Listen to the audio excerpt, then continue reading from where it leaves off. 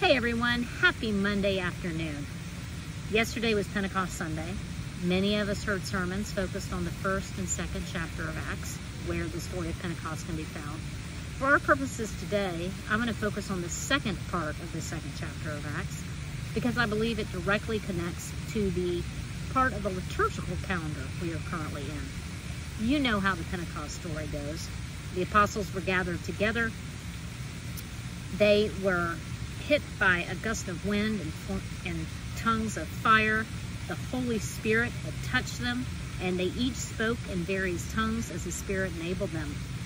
Jews who were in Jerusalem for the festival gathered around because they heard their native tongues being spoken.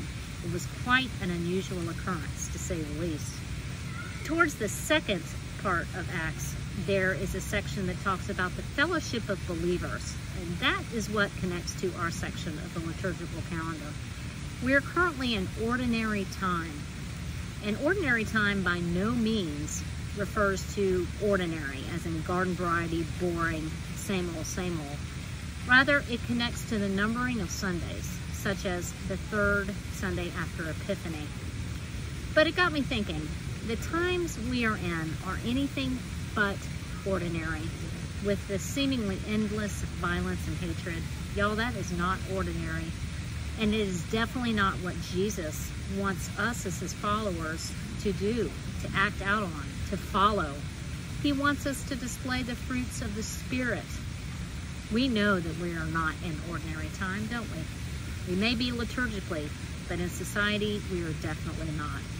So the second part of the second chapter of Acts is really what I wanted to focus on, and here it is. The fellowship of believers.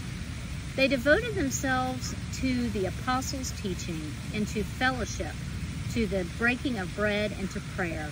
Everyone was filled with awe at the many wonders and signs performed by the apostles. All the believers were together and had everything in common.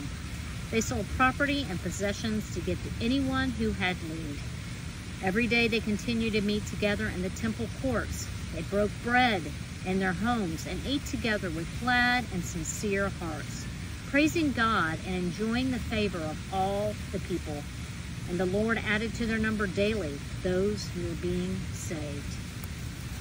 Now, I'm not saying that we need to stop what we're doing and live in total community with everyone around us.